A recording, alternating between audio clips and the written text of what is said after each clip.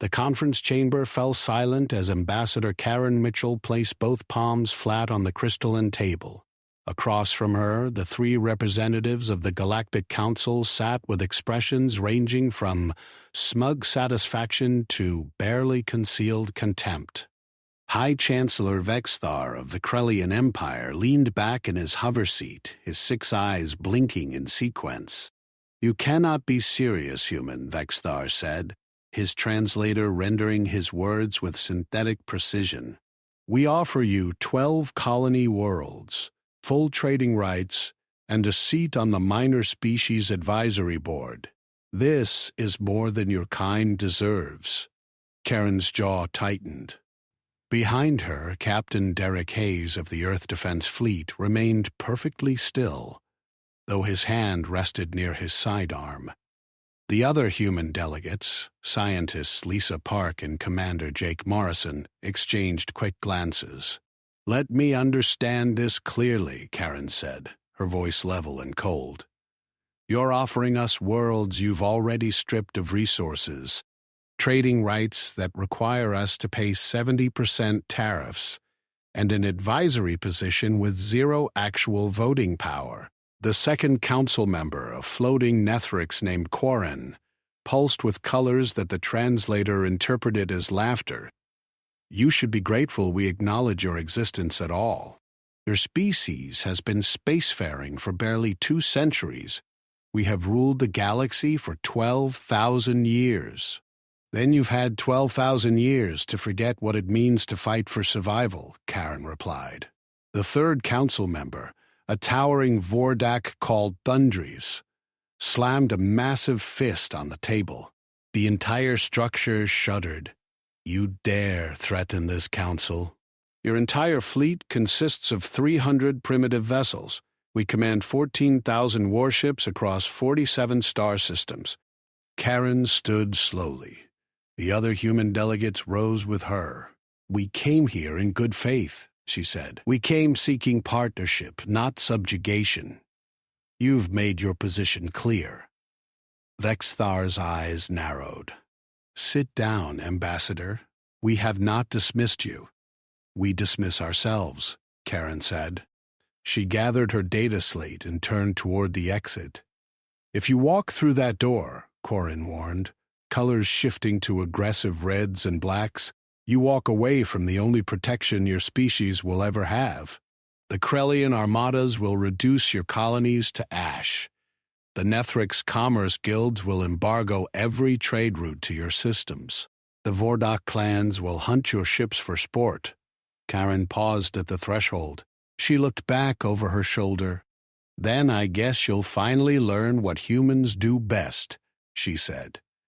"We adapt, we endure, and we never ever forget." The door sealed behind the human delegation with a hiss of pressurized air. In the conference chamber, the 3 council members sat in stunned silence for exactly 4 seconds before Vexthar began laughing. Quarren joined in, his colors shifting to amused yellows. Even Thundries allowed himself a rumbling chuckle. "Fools," Vexthar said. "Activate the fleet. Humanity's defiance ends today." "Should we offer them one more chance to surrender?" Quarren asked. "Why waste the effort?" Thundris growled. "Their entire species will be extinct within a month." Outside the station, aboard the human transport ship Liberty's Dawn, Karen Mitchell stood on the bridge watching the massive council station recede into the distance. Captain Hayes stepped beside her. "Orders, Ambassador?" he asked quietly. Karen's expression was carved from stone. "Send the message," she said. "All of it. Every insult, every threat, every impossible demand they made. Broadcast it to every human colony, every ship, every settlement, from here to the edge of explored space. And then?" Hayes asked. Karen's eyes reflected the cold light of distant stars. "Then we show them why picking a fight with humanity was the worst decision they ever made. The Galactic Council had ruled for 12 millennia through overwhelming force and casual cruelty. They had never encountered a species that fought back harder when pushed to the edge. They were about to receive an education. Across human space, the message spread like wildfire. On the mining colonies of Kepler 442, workers put down their tools and picked up weapons. In the shipyards orbiting Mars, construction crews began working triple shifts. On Earth itself, the World Assembly met in emergency session. The peace talks were over. The war was just beginning. Admiral Patricia Chen stood in the command center of Armstrong Station, watching tactical displays light up with incoming data. 63 human vessels were already moving into defensive positions around the core worlds. It was not enough. It would never be enough against the might the Council could bring to bear. But humanity had one advantage the Council had forgotten about in their 12,000 years of easy dominance. Humans knew how to win when victory was impossible. The first Krellian scout ships entered the Sirius system 17 hours after the failed peace talks. They expected to find terrified colonists begging for mercy. Instead, they found every asteroid in the belt rigged with fusion charges, every approach vector covered by missile batteries that should not have existed, and a defense coordinator named Luis Garcia, who had spent his entire life studying ancient Earth military history. The scouts retreated to report what they had found. Only 2 of the 7 made it back. High Chancellor Vexthar received the report aboard his flagship, the Supreme Justice, a vessel 3 kilometers long and armed with enough firepower to sterilize a planet. He read the casualty figures twice, certain there had been some mistake. 5 scouts destroyed? He demanded. By mining colonists? His tactical officer, a younger Krellian named Pexthar, pulled up the combat recordings. They turned the entire asteroid belt into a defensive grid, Chancellor. Our ships flew into a trap. Vexthar watched the footage in silence. He saw human ships no larger than shuttles darting between rocks, firing primitive but effective railguns. He saw coordinated strikes that suggested military training far beyond what intelligence had indicated. He saw tactics that were aggressive, desperate, and devastatingly effective. "Prepare the first armada," he said finally. "This ends now." The Krellian First Armada consisted of 200 warships, each one a technological masterpiece refined over thousands of years. They entered human space in a formation that had broken the will of 100 lesser species. They were met at the edge of the Kepler system by 37 human vessels. The battle lasted 6 hours. When it was over, the Krellian First Armada had lost 43 ships. The humans had lost 29. But the Krellians retreated. The humans held the line. Back on the Council station, emergency sessions were called. Quarren pulsed with confused colors as he reviewed the tactical data. "This is impossible," he said. "Their technology is primitive. Their numbers are insufficient. How are they mounting such resistance?" Thundry slammed his fist repeatedly on the console, cracking the display. "They fight without honor. They use ambush tactics, hidden weapons, coordinated strikes from multiple vectors. They refuse to engage in proper formation combat. They fight like cornered animals," Vexthar said quietly. His eyes, all 6 of them, were fixed on the tactical map showing human space. Red markers indicated where Council forces had engaged human defenders. Every single engagement had cost far more than anticipated. "Animals can be exterminated," Quarren said, collars shifting to determine purples. "Can they?" Vexthar asked. "Send the 2nd and 3rd Armadas. Commit the Nethrix commercial raiding fleets. Mobilize the Vordak hunter packs. I want human space surrounded and isolated." The orders went out across the galaxy. Within days, nearly 1,000 Council vessels were converging on human territory. On Earth, Admiral Chen stood before the World Assembly. The chamber was packed with representatives from every nation, every colony, every human settlement that could send a delegate. "We cannot win a conventional war," she said bluntly.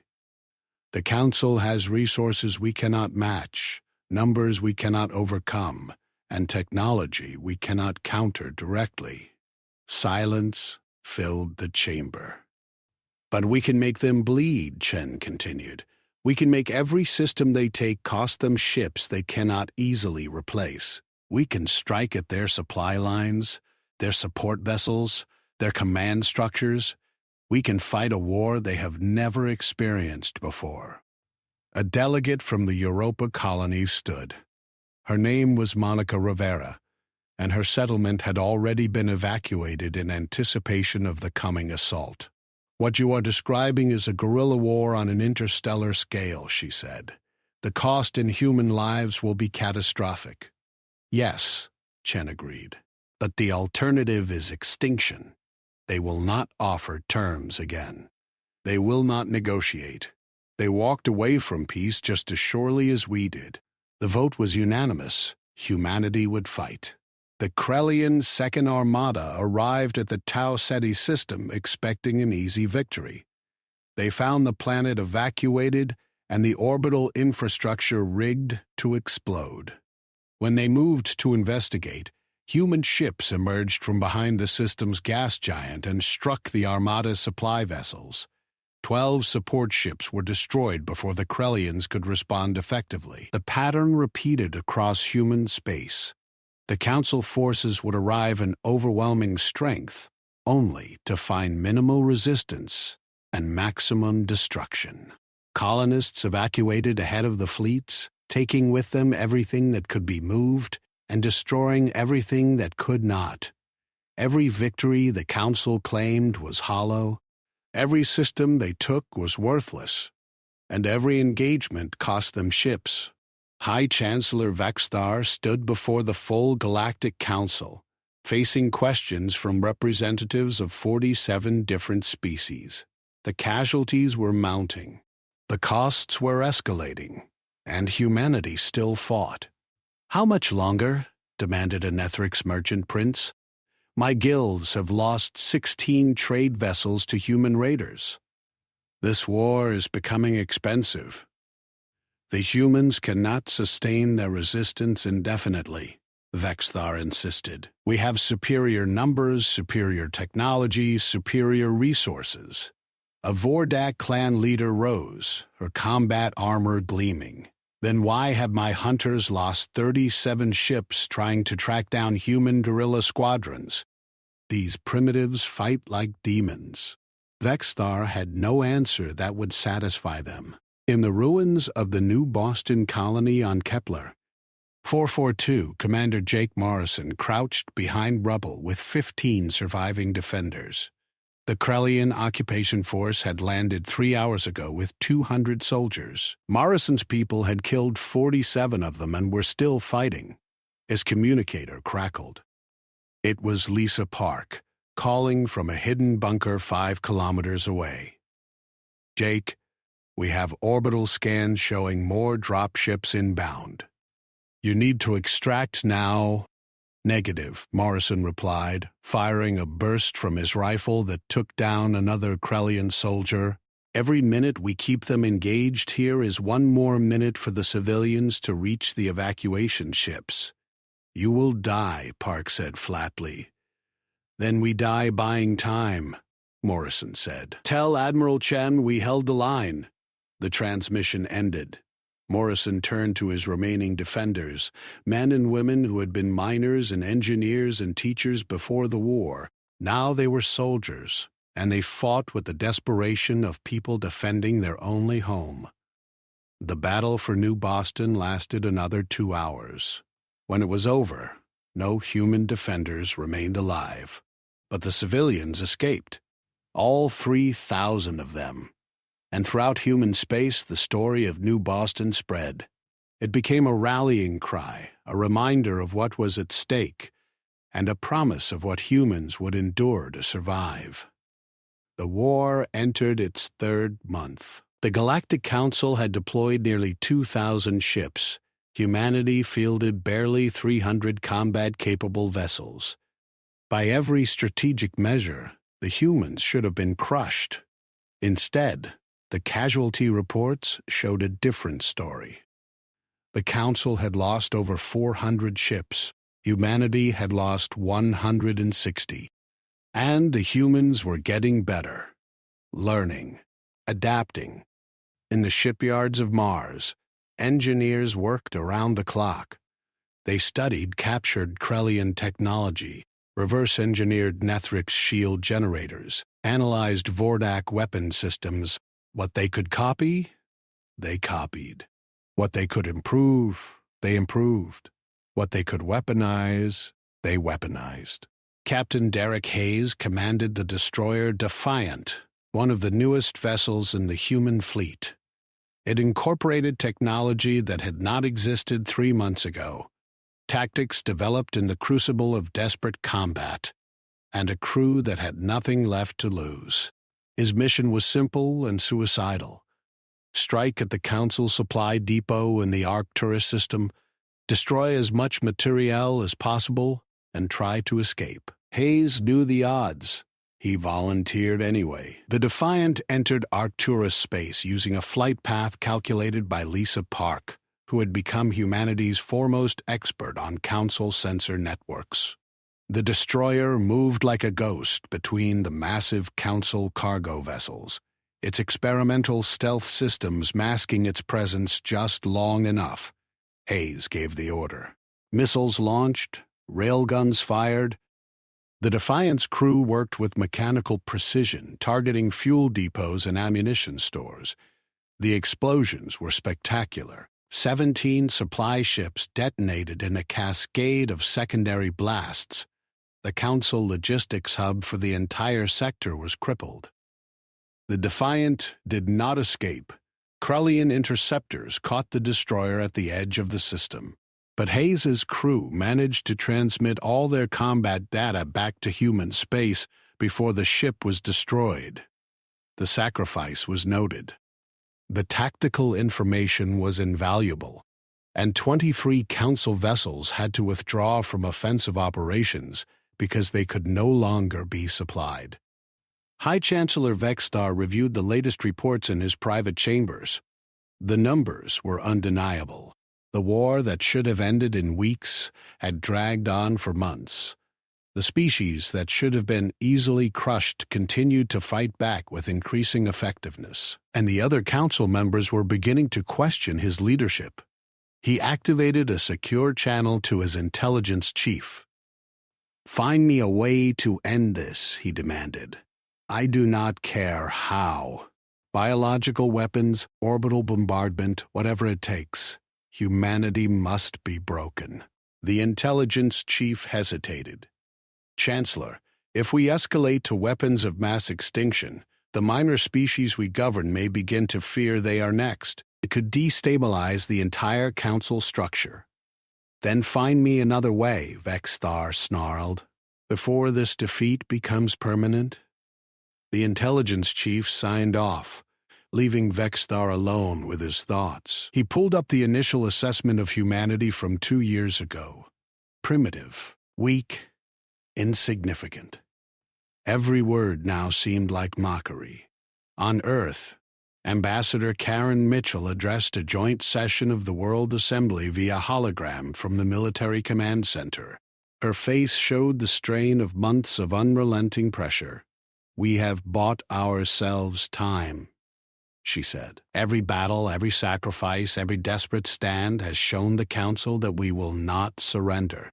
But time alone is not enough. We need a strategy that goes beyond survival." Admiral Chen stepped forward. "Our intelligence networks have identified a weakness. The Council maintains power through fear and overwhelming force, but they have never faced sustained resistance. Their member species comply because they believe rebellion is hopeless." "What are you suggesting?" asked President Robert Kim from his office in Geneva. "We show the galaxy that the Council can be resisted," Chen said. "We broadcast our victories. We share our tactics with other species under Council rule. We turn this from a war of extinction into a war of liberation. The implications were staggering. Instead of fighting for survival, humanity would be fighting to dismantle the entire council power structure. Karen looked at the faces on the screens around her. She saw fear, exhaustion, and grief, but she also saw determination. "If we are going to die," she said quietly, "let us die changing the galaxy forever." The vote took less than 5 minutes. The decision was unanimous. Humanity's war would become something far more dangerous to the Council than simple self-defense. It would become a revolution. The first broadcasts went out on every frequency, in every major galactic language. They showed human defenders holding impossible positions. They displayed captured Council technology being turned against its creators. They revealed casualty figures the Council had tried to suppress. And they issued a simple message to every oppressed species in the galaxy. We are humanity. We stood alone against the Council, and we did not break. If you fight, we will fight beside you. If you resist, we will support you.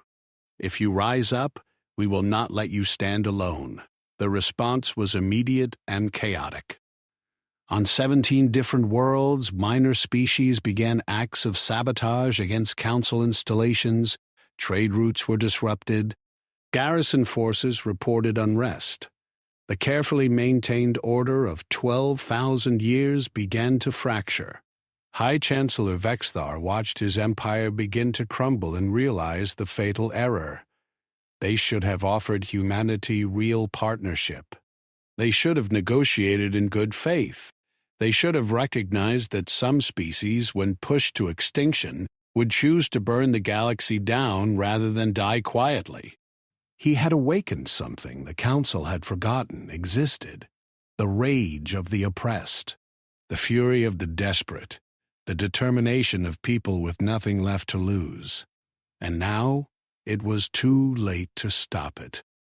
In the command center of Armstrong's station, Admiral Patricia Chen watched the tactical displays with exhausted satisfaction. The Council fleets were being redeployed, pulled away from human space to deal with uprisings across their territory. For the first time in months, humanity had breathing room. Captain Luis Garcia's voice came over the comm from his position in the Sirius system. "Admiral, we are reading mass withdrawals. The Krellians are pulling back to their core systems." "Confirm that," Chen ordered. The confirmation came within minutes. The Council was retreating, not from military defeat, but from political necessity. They could not maintain their war against humanity while simultaneously suppressing rebellions across their empire. Chen allowed herself a small smile. It was not victory, not yet. But it was a chance, a real chance at survival. Karen Mitchell joined her at the main display. The ambassador looked like she had aged 10 years in the past few months. "Is it over?" Karen asked. "No," Chen replied, "but it is no longer unwinnable." Across human space, the message spread.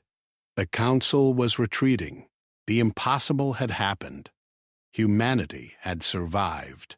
In the ruins of New Boston Colony, a memorial was erected for Commander Jake Morrison and the defenders who had died buying time for civilians to escape. It bore a simple inscription that would be repeated on memorials across every human world. They stood when retreat was easy. They fought when hope was gone. They remind us what humanity truly means. The Galactic Council still existed. The Krellian Empire still commanded thousands of ships. The Nethrix Guild still controlled the majority of interstellar commerce. The Vordak clans still hunted among the stars. But they no longer ruled unopposed. They no longer inspired universal fear. And they would never again make the mistake of underestimating the species that walked away from peace talks rather than accept subjugation. Humanity had taught the galaxy a lesson written in blood and fire across 100 battlefields. Some species cannot be broken. Some peoples will not bow. And some wars, no matter how impossible they seem, can be won by those willing to pay any price for freedom. Ambassador Karen Mitchell stood in the same conference chamber where the peace talks had failed 4 months ago, but this time, the Galactic Council representatives sat across from her with very different expressions. The smugness was gone.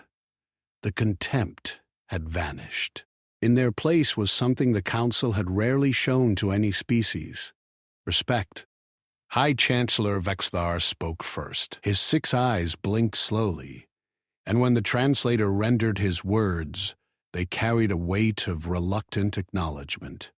"Ambassador Mitchell," he said, "the Council is prepared to discuss revised terms." Karen did not sit. She placed her data slate on the table, its screen displaying updated casualty figures.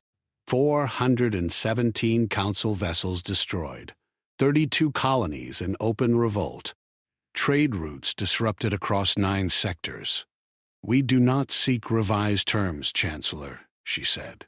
"We seek a complete restructuring of Council governance to include equal representation for all species, not advisory positions for those you deem lesser."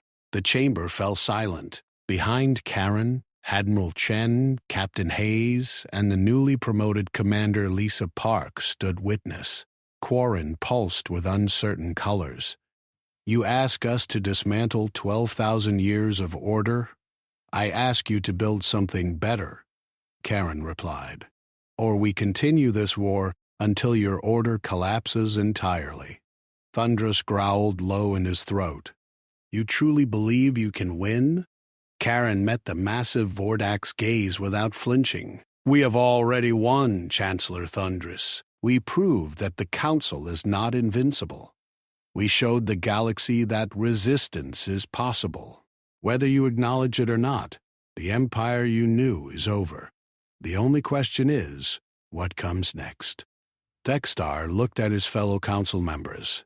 He saw the same realization dawning on their faces. The humans were right. The old order was broken. The choice now was between controlled change or chaotic collapse. "What exactly do you propose?" he asked finally. Karen activated her data slate. A holographic projection filled the air between them, showing a new governmental structure: equal representation, democratic processes, protections for member species, limitations on council authority. "We call it the Galactic Federation," she said. "Every species gets a voice. Every world gets protection. Every people gets the freedom to determine their own future within a framework of mutual cooperation." "Idealistic," Quarren observed, colors shifting to skeptical greens. "Necessary," Karen countered. "Your alternative is watching your empire tear itself apart from within." The negotiations lasted 3 days. The Council tried to preserve what they could of their authority. Humanity pushed for maximum reform. In the end, compromise was reached. Not everything Karen wanted, but far more than the Council had ever intended to give. The Galactic Federation Charter was signed on Armstrong Station, with representatives from 14 species present. It was not perfect. It would face challenges and resistance, but it was a beginning.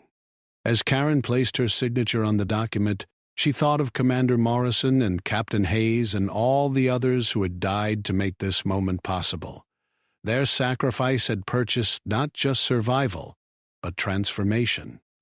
The ceremony ended. The council representatives departed, some more gracefully than others. Karen stood alone in the conference chamber, looking out at the stars. Admiral Chen joined her at the viewport. "We did it," Chen said quietly. "We actually did it." "We survived," Karen corrected. "The real work starts now, building a government that serves everyone instead of dominating them." "That will be harder than any battle, but possible," Chen said. "We proved the impossible is achievable." Karen smiled, the first genuine smile she had managed in months. Yes, we did prove that. Across human space, celebrations erupted. On Earth, in the colonies, aboard military vessels and civilian stations, people who had lived under the shadow of extinction for months finally allowed themselves to hope. The war was over. Humanity had survived.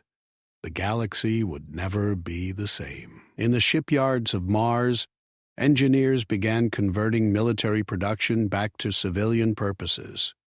On Kepler, 442 colonists returned to New Boston to rebuild. Throughout human territory, the work of reconstruction began. But humanity did not forget the lessons learned. Every colony maintained defense militias. Every system kept watch on its borders. Every human who had lived through the war remembered what the price of freedom had been. And they remembered what they had achieved when they refused to accept subjugation. Lisa Park stood in the Memorial Garden on Armstrong Station, reading the names of the fallen. Thousands of names, each one a person who had stood against impossible odds. She found Jake Morrison's name among them and placed her hand on the cool stone. "We won, Jake," she whispered. "Not the way we hoped, but we won." Behind her, footsteps approached. She turned to find Karen Mitchell, still wearing the formal attire from the signing ceremony. "I wanted to thank you," Karen said. "Your tactical analyses saved countless lives." Lisa shook her head. "I just did what needed to be done, like everyone else." "That is what made the difference," Karen said. "Everyone did what needed to be done. From ambassadors to admirals to miners who became soldiers. That is why we survived." They stood together in the Memorial Garden, two women who had helped change the course of galactic history, honoring those who had not lived to see the victory they had made possible. On the council homeworld of Krell, High Chancellor Vexthar stood before a gathering of his people. He spoke of the new Federation, of the changes coming, of the need to adapt to a galaxy that would no longer accept their dominance. His speech was met with anger from some, resignation from others, and from a few, cautious optimism. The Krellian Empire as it had existed was over. What came next would be different. Vexthar retired to his private chambers after the address. He pulled up the recordings from the first peace talks, watching Ambassador Mitchell walk out rather than accept his insulting offer. He had made a fatal error that day. He had assumed humanity would behave like every other species the Council had encountered. He had believed that superior force would guarantee submission.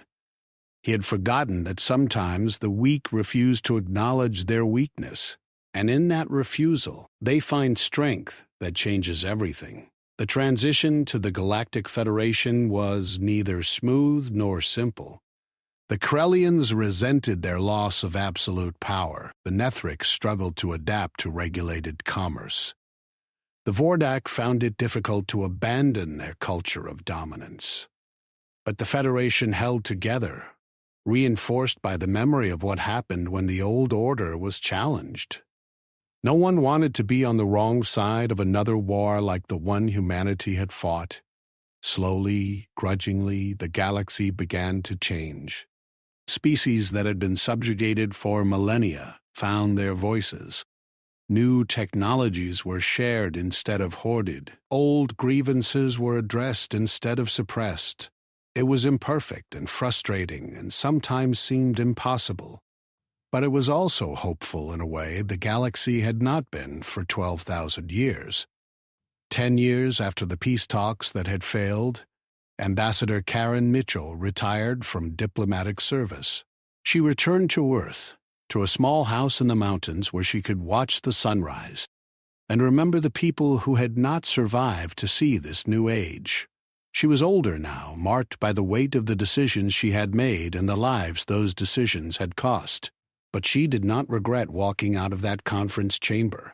She had given humanity a choice between comfortable slavery and dangerous freedom. Humanity had chosen freedom, and in doing so had given the entire galaxy the same choice. Admiral Patricia Chen continued to serve, now as the first human member of the Federation Joint Defense Council. She worked alongside former enemies to build a military force dedicated to protecting all member species rather than enforcing the will of the powerful. It was strange coordinating with Krellian admirals and Vordak war leaders. But Chen had learned that yesterday's enemies could become today's allies when circumstances changed. The galaxy was large enough for cooperation if people chose it. Lisa Park became the director of the Federation Technology Exchange, helping to share innovations across species barriers. The defensive systems she had designed during the war were repurposed for civilian protection. The tactics that had saved human colonies became training materials for any species facing external threats. The knowledge bought with human blood was freely given to prevent others from paying the same price. Commander Jake Morrison's daughter, Elena Morrison, joined the Federation Peace Corps at age 19. She traveled to worlds recovering from Council oppression, helping rebuild what had been destroyed. She carried her father's legacy of sacrifice into a galaxy that now honored such sacrifice rather than exploiting it. On the anniversary of the signing of the Federation Charter, ceremonies were held across hundreds of worlds. Humans attended alongside Krellians, Nethrix, Vordak, and dozens of other species.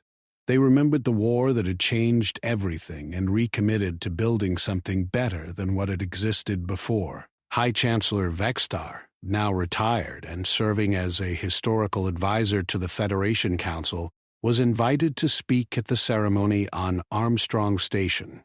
He stood before an audience that included many who had fought against his forces a decade ago. "I made a grave error," he said, his 6 eyes moving across the crowd. "I believed that power meant the ability to compel obedience. I learned that true strength lies in the ability to inspire cooperation. Humanity taught me that lesson at great cost to both our peoples." He gestured to the memorial wall where names of the fallen were inscribed in hundreds of languages. "These people died because I was too proud to see them as equals. Their sacrifice created a galaxy where such pride can no longer flourish. I cannot undo what I did. But I can ensure that their deaths meant something by working to preserve what they built." The audience was silent. Then, slowly, Elena Morrison stood. She walked to the stage and offered her hand to Vextar. "My father died at New Boston," she said. "He died because you could not imagine a galaxy where humans deserved respect.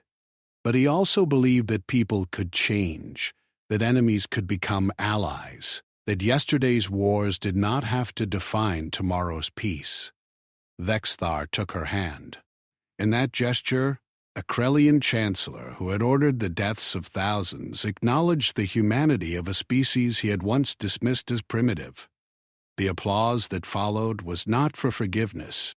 It was for the possibility of transformation. 30 years after the peace talks failed, a new generation came of age across the galaxy.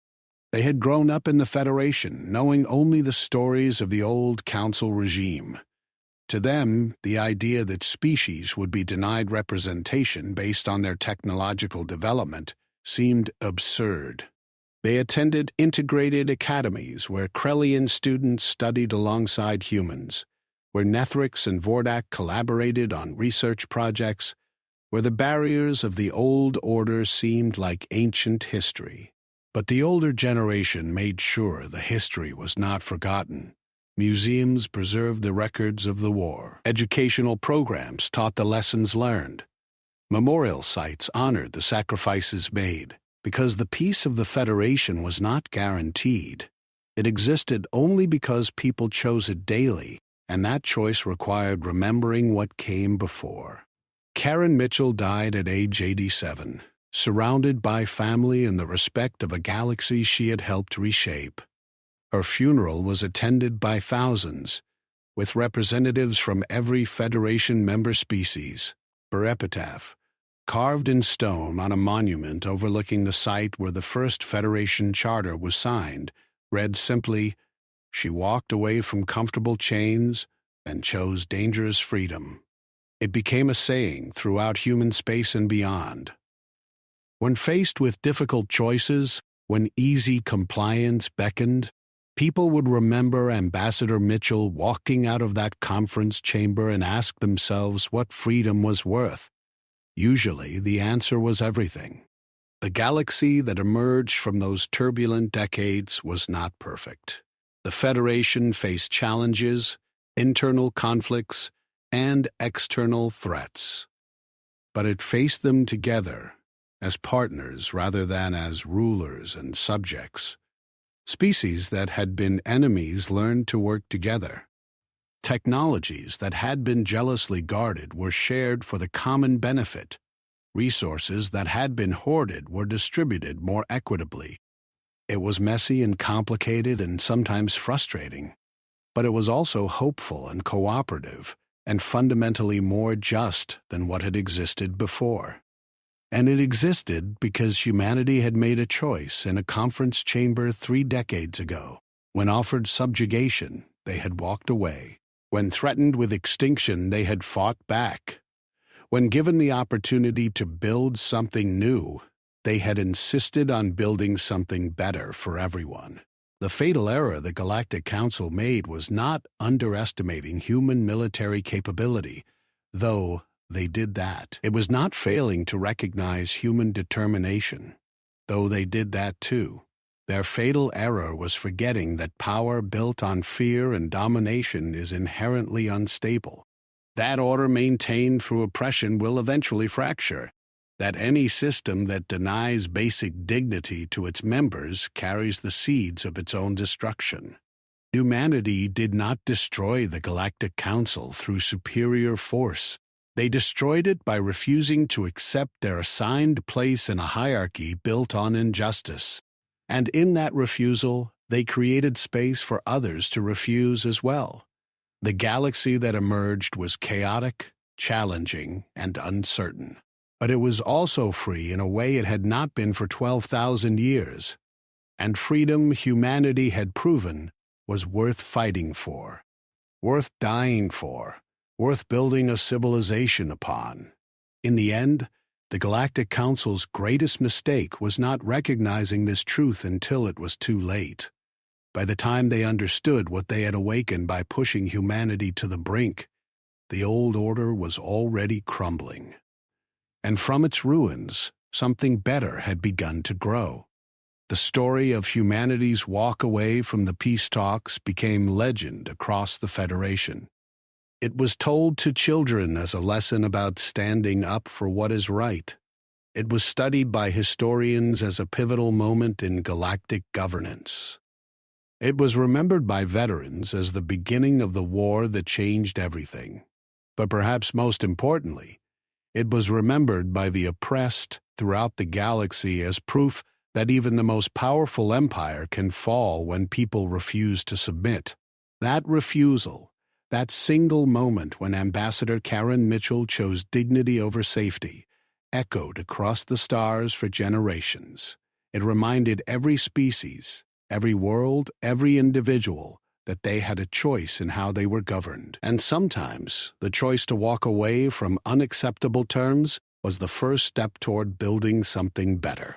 The Galactic Federation endured, imperfect but improving, challenged but resilient, built on the foundation of a simple principle that humanity had fought to establish.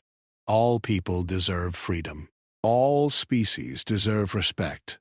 All voices deserve to be heard. It was a principle the old Galactic Council had denied.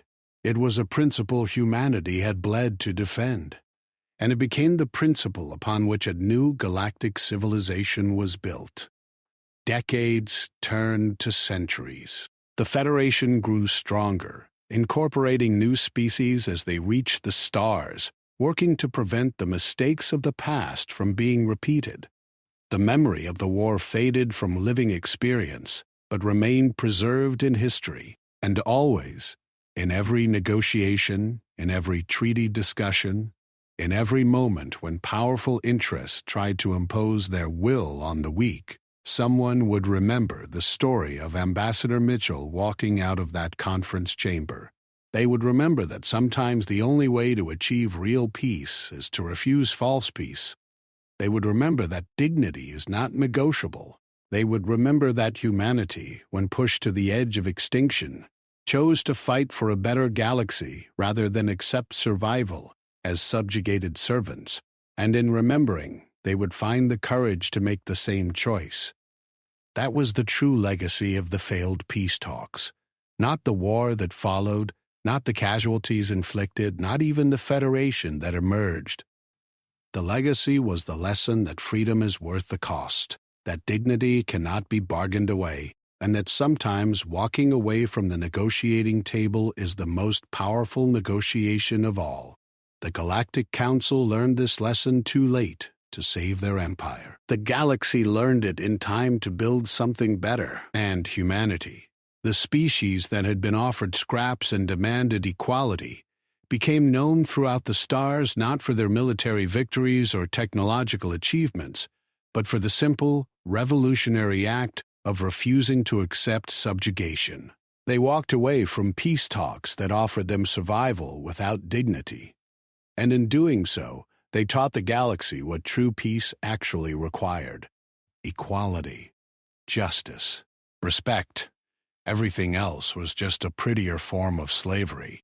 And humanity had decided, in that conference chamber so many years ago, that they would rather die free than live in chains, no matter how comfortable those chains might be. It was the fatal error of the Galactic Council to test whether humanity meant it. They found out, and the galaxy was forever changed.